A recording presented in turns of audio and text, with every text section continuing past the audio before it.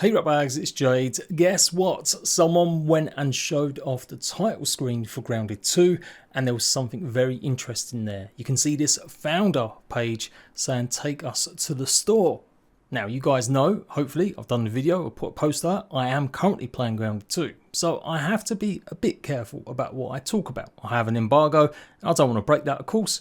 But equally, if something is in the public domain, i.e. it's been shared by someone else and it's commonly available, and also actually listed by Xbox themselves, I can talk about it as long as I don't infer any kind of opinions about it from the actual game that I'm playing. You with me? Okay, maybe. Anyway, these aren't my screenshots, they're from a lot of people that have gone and showed it off on Twitter, and we've now got a post clearing it up. I was going to do a video talking about this founders pack, about what it could mean, but it does look like some of my worst fears are coming true.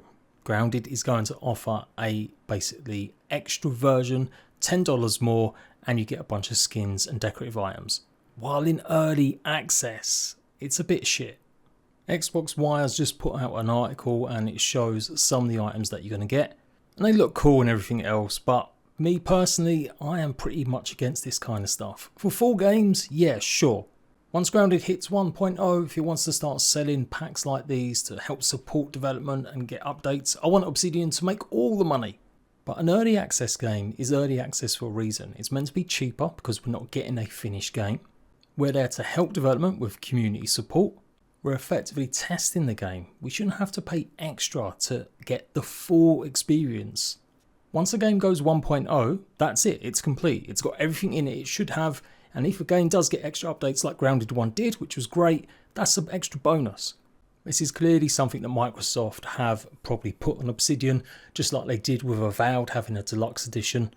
I didn't really like that much either because I didn't think it offered that much great value. The skins were kind of rubbish. And more egregious was it was offering 5-day early access. I just can't stand that kind of stuff. So it all just depends where you sit, guys. Like, I can't sit here and lie or even, not be disappointed. I am. You might not think it's a huge deal. What's 10 more bucks? You love the game? I love the game. I do want to support them. I've been doing YouTube a long time now, nearly 10 years. And Ark was the game that got me as a full-time YouTuber. Of course, that game is an absolute crap show. It's got DLC in early access, 2 different bloody versions.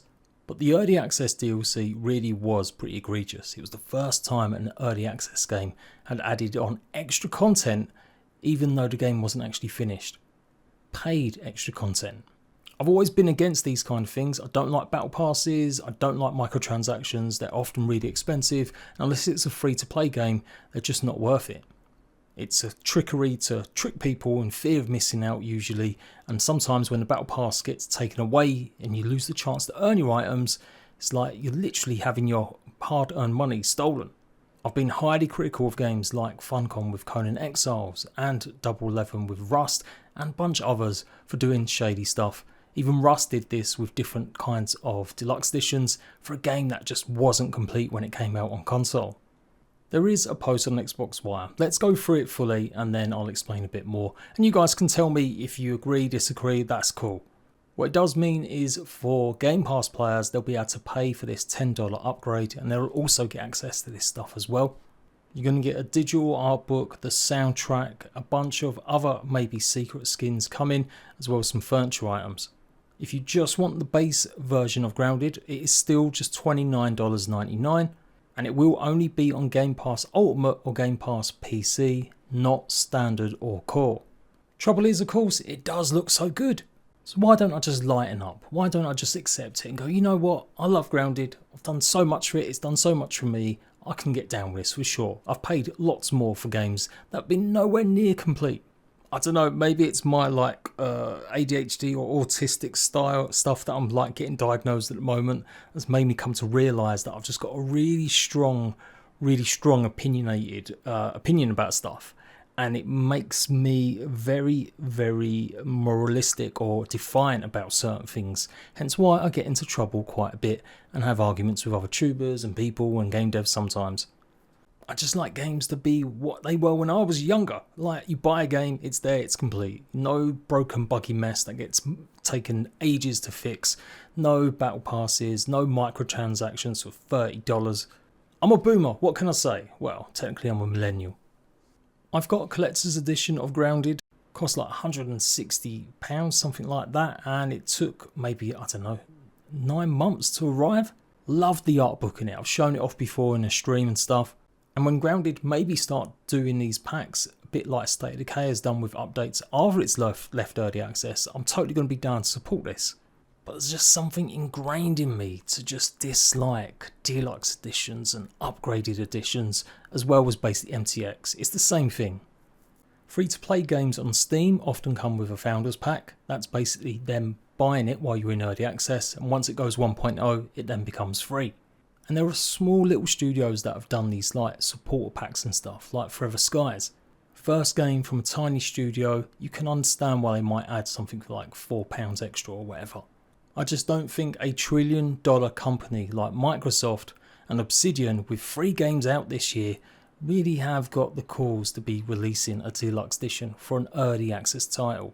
I love Grounded, I do. I'm not going to let me stop me making content on it and stuff, but I have been really critical of this kind of stuff in the past, and yeah, it's a bit of a disappointment. Now, what we do get a chance to look at is some of the stuff that's shown off on the art books, and you can see here the Mighty Claws. They're the ones we've seen in a few of the screenshots, debating about whether or not they were going to be gloves, maybe potentially like a dual wielding item. It's still not really clear, but we do get a little bit more close look at them, and we know what they're called now. And given they're spelled mighty, as in mites, I'm guessing they're actually made out of mite parts. Someone suggested maybe scorpion bits, but yeah. Then we have got a spear here, and Grounded Discord seems to think it might be made out of larvae. It's really cool stuff. I'm excited to see what this is all going to be once I put some serious time into Grounded 2. And yeah, as for the skins, you guys let me know which one's your favourite. Max is obviously wearing some sort of Centurion armour. I'm guessing it's some sort of pirate outfit for Willow. Then we've got like the Minotaur, of course, for Pete. And Hoops is wearing a mermanin something. It's based on the Dungeons and Dragons game that's in Grounded. There just better be some actual decent skins in the actual game that we can get or earn, and not just only buy. And also means they can make customizable stuff for us in the future. There's at least one good thing to finish the video on though. Everyone who buys or plays Grounded, even on Game Pass, you're going to get access to these legacy tool items.